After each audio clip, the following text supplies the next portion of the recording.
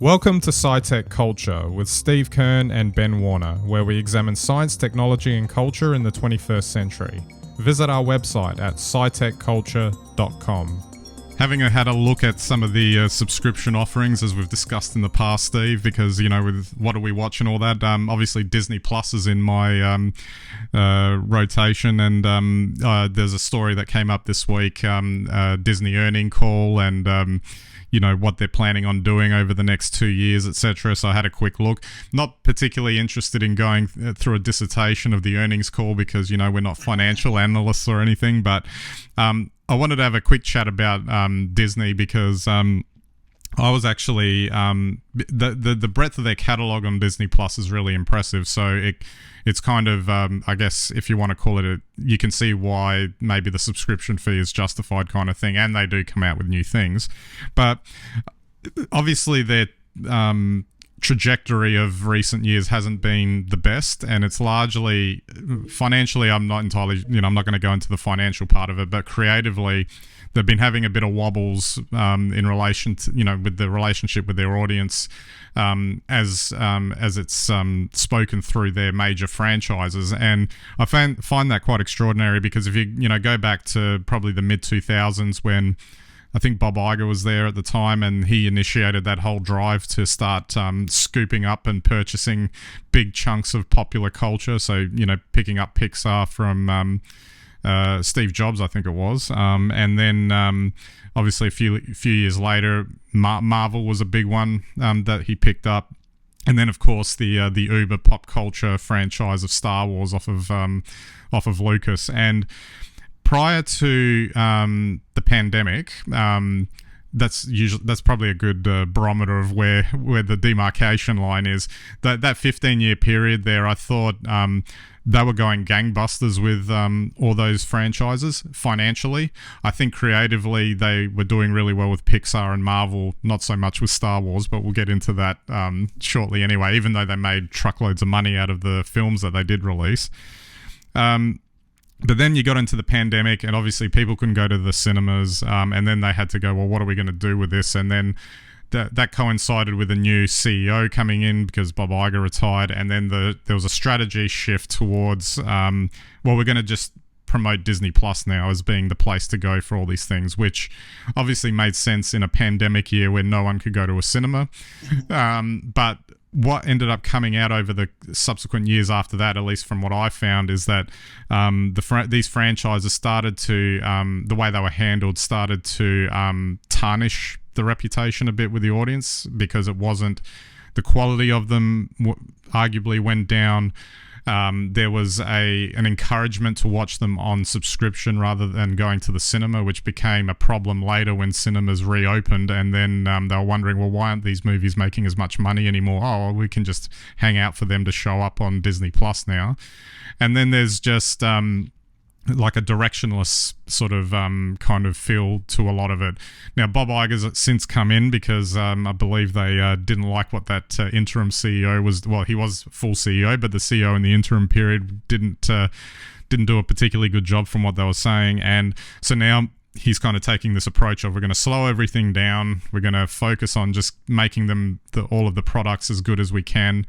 And I guess, obviously going back to established franchises. So there's, a new Toy Story film coming out, a new Frozen film, a sequel to Zootopia, which was very popular. The next Star Wars film is going to be based off The Mandalorian, which was one of their few successful Star Wars shows that, creatively speaking.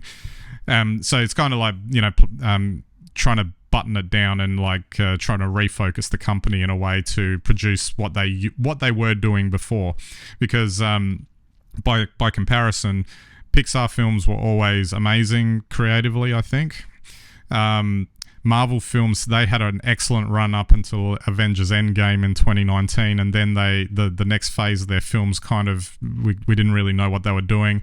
Plus they introduced you also now have to watch a whole bunch of TV shows on the subscription service to keep up with everything, and I think it was why do I have to do all of this now? It's becoming homework, when it comes to, being a member of the audience.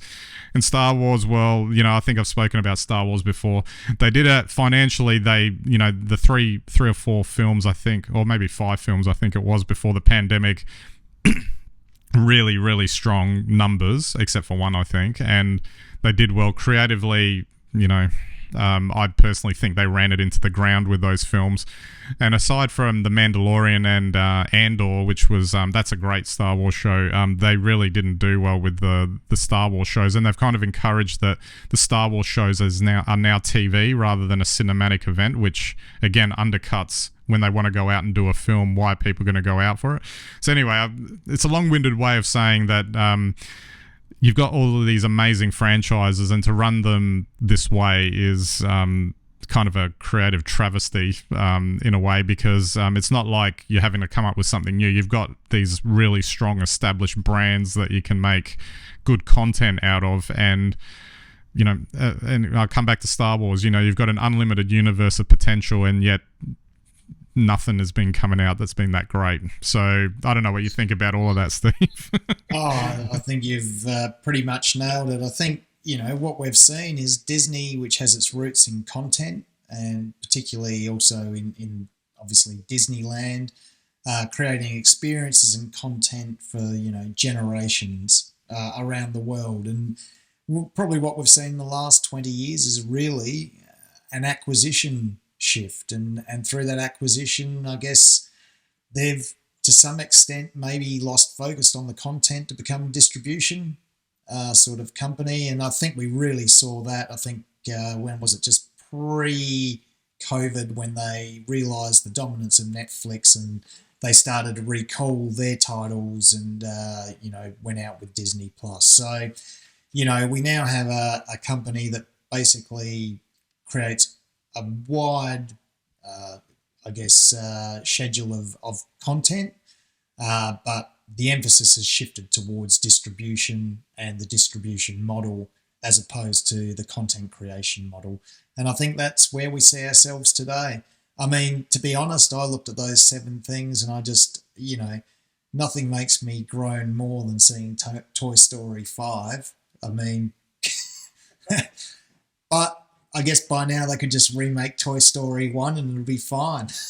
So, there was nothing there that really stood out for me, and I was a bit surprised that they had Taylor Swift at number 6.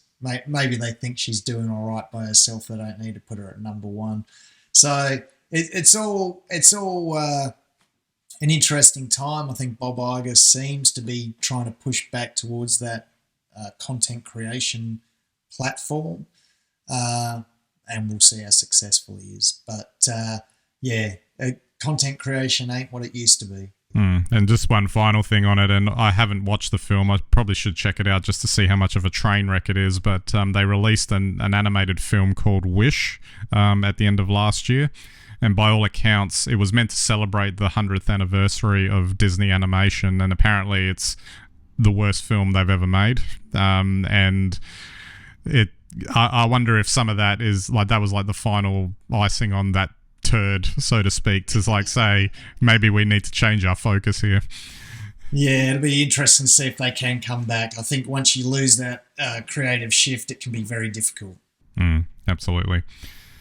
Okay, let's talk about something different. The James Webb Space Telescope. I always like talking about it. We've spoken about it a few times before, and obviously it's harvesting up a whole lot of data out there that's happening out in space. And there's an apparent surprise twist in black hole and galaxy formation that it may have discovered. So this was it's really around a question of were black holes form first, were galaxies form first, how does that all happen? And it was kind of suggested there that it might have been actually kind of a combination dance thing that was happening there, of both of these things happening at the same time, and even the potential that before rather than big stars collapsing, etc., to create them, there might have been scenarios where big clumps of matter might have actually, on their own, before they formed into stars, actually led to the creation of these black holes as well. And I think more than anything else, this story just kind of says that, you can try and make assumptions about how things might happen, but then you've got to pivot to what you actually end up uncovering.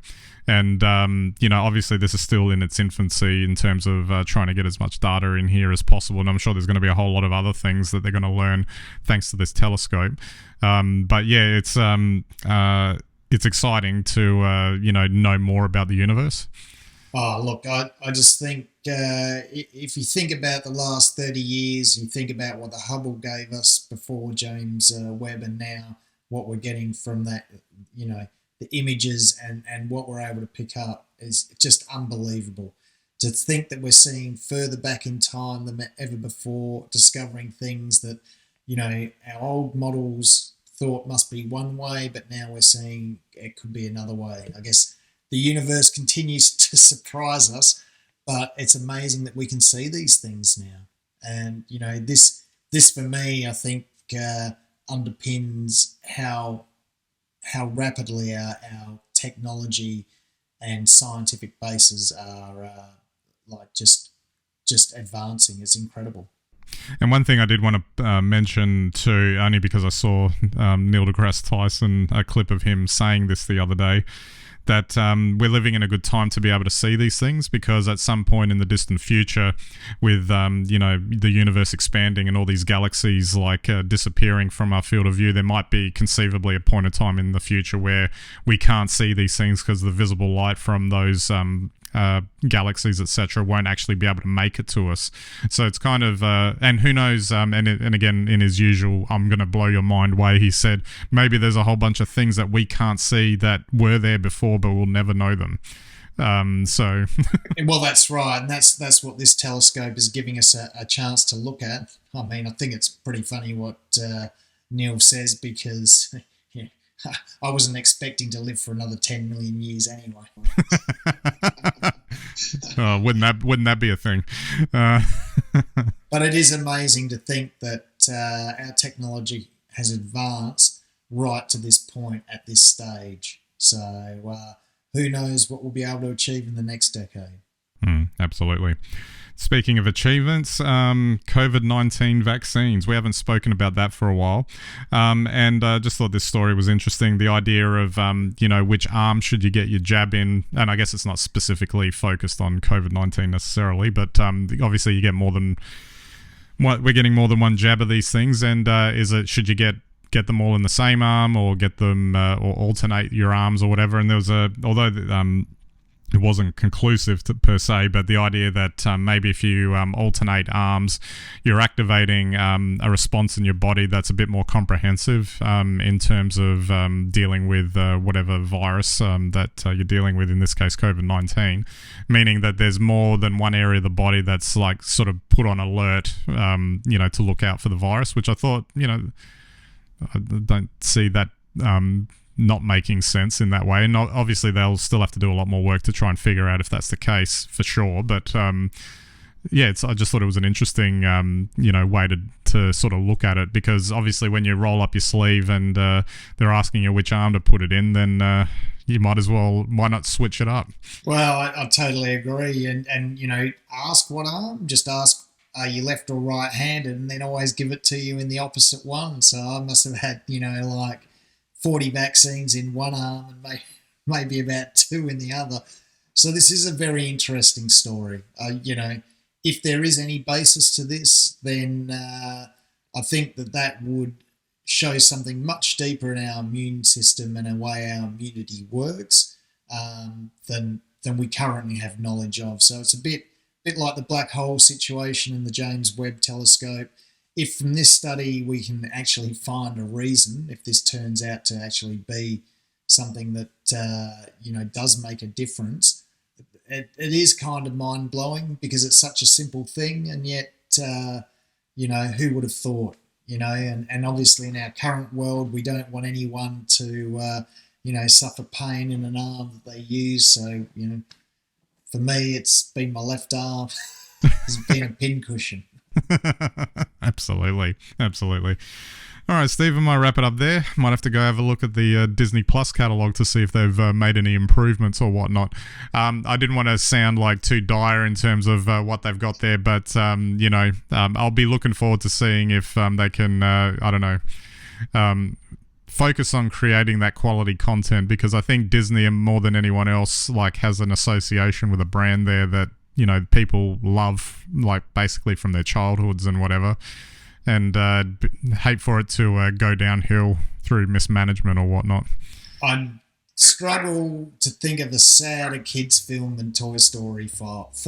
So yeah, let's just hope Toy Story 5 they remake Toy Story 1, but with a new kid. Yeah, absolutely. See, Absolutely. All right, so that's it for this episode. We'll catch you next time.